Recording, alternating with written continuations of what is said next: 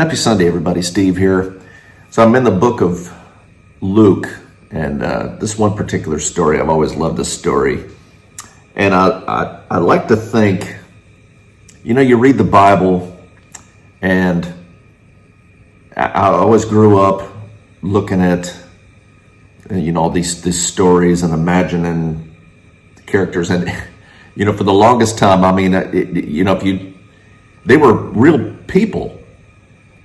And I always just, in a lot of movies you see that, Jesus walks around like an angelic, I think he was a man. He didn't have a glowing, a glow around him all the time or anything else. He was a man. I mean, God as man. But, the people around him were real. And you read the Bible. I'm going to get to my point here in a minute.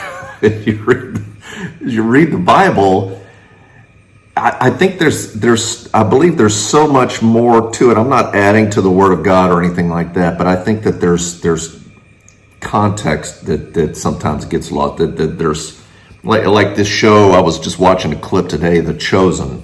If you've never watched that show, boy, it's powerful.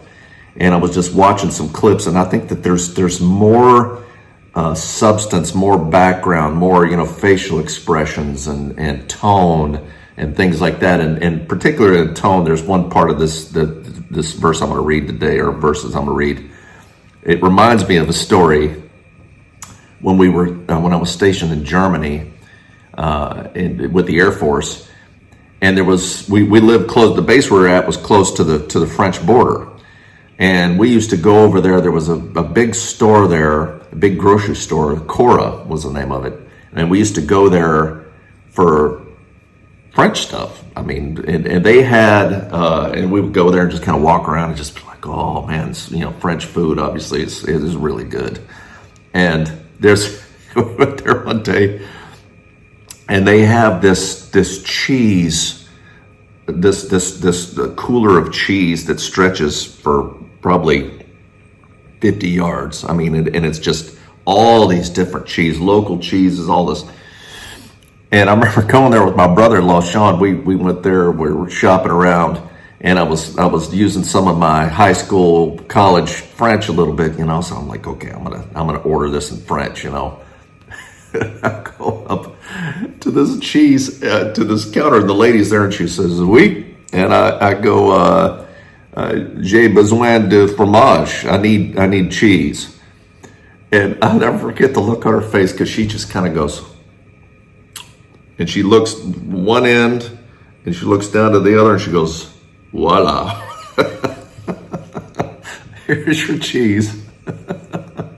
I just started laughing. But so it reminded me of this, and I could just imagine. I can imagine the tone, and anyway, I'll get to this. So I'm in Luke chapter 8, verse 43 through 48. And this is talking about the woman with the flow of blood. So Jesus, a local leader of the synagogue, his daughter was dying, and he asked Jesus to come. So Jesus started out, he's on his way, and there was crowds all around him. And I just imagine, like if Brad Pitt was walking down the street, he'd have a gaggle of people around him all the time, So here's Jesus. I mean, everybody, he's a healer. I mean, everybody's around him. And so verse 43, now a woman having a flow of blood for 12 years, and I remember that, 12 years, I'll get to that in a minute, who had spent all her livelihood on physicians and could not be healed by any, came from behind and touched the border of his garment, and immediately her flow of blood stopped. Jesus said, who touched me? When all denied it, Peter and those with him said, Master, the multitudes throng and press you, and you say, who touched me? I think about the cheese story, and I think about Peter looking around like people packed all around Jesus, and he's going, they all touched you, Lord. I mean, what do you mean, who touched you? So I imagine that was a little bit of what Peter was going, I mean, everybody touched you. So But Jesus said, no, somebody touched me, for I perceive power going out from me. Now, when the woman saw that she was not hidden, she came trembling, and falling down before him, she declared to him in the presence of all the people the reason she had touched him and how she was healed immediately. And Jesus said to her, daughter, be of good cheer. Your faith has made you well. Go in peace. So, thinking about Peter and where he was coming from, but also think about the woman and think about the fact she spent all her livelihood. So 12 years she had been going to doctors trying to get healed for this issue of blood from her, which made her ceremonially unclean. She couldn't come into the congregation. She couldn't go to the temple. She couldn't be around anybody. Anybody that touched her or anything else became unclean. And she had spent, so she probably had money. She probably was of means. And if she was of means, she probably was not a timid person. So when Jesus confronted her and said, about what she finally came to Jesus, and I'm sure she felt bad, like I'm sorry, I've made you unclean.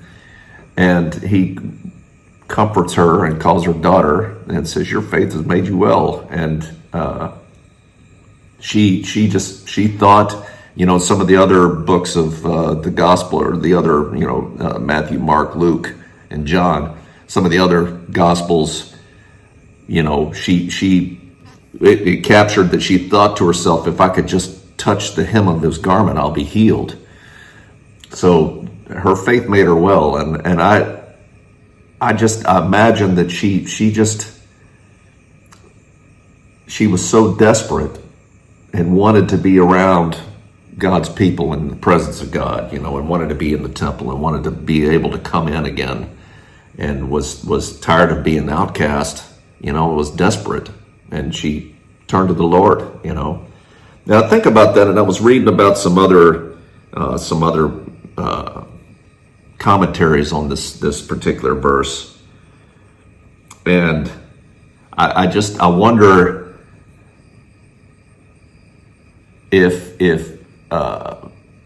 she had been hurt too by maybe some of the religious leaders. Maybe they had after 12 years, maybe they kind of got tired of dealing with her and feeling bad for her, or whatever. I don't know if she just felt so desperate, so alone, that she would do this desperate an act. But I was reading some other commentaries, and it was really interesting. And I was talking about the number 12. So I was looking up, and what is the significance? So in Judaism, there's numbers have significance. And if you look, I was curious that Jairus, the synagogue leader, his daughter, says in verse 42, for he had an only daughter about 12 years of age. And then this woman had a flow of blood for 12 years, which is interesting. And I looked it up. I was reading, and the number 12 in Judaism represents totality, wholeness, and the completion of God's purpose and perfection. So 12 years hemorrhaging, 12-year-old girl, 12 tribes of Israel, 12 months in the year. The number 12 signifies, everything means something, I just thought that was interesting. The daughter was almost 12. If she died, she wouldn't have been 12. Jesus brought her back to life, and we presume that it was at least 12 after that. And this woman, it just adds richness to the story, and it's kind of circle all the way back around to what I was kind of talking to before. With you read these stories, there's so much more to it, and I just imagine sometimes putting myself there, and the sights and the sounds and the smells and the motivations and what was the weather like that day. There's just so much more to it. It makes it more richer. It makes it more real, makes it more relatable and understandable and everything else. So I just thought this was interesting. I love this particular account, this particular story about the woman and the Lord having mercy and tenderness towards her. Anyway, I hope this was a blessing for you. I hope you have a great day, and we'll see you next time.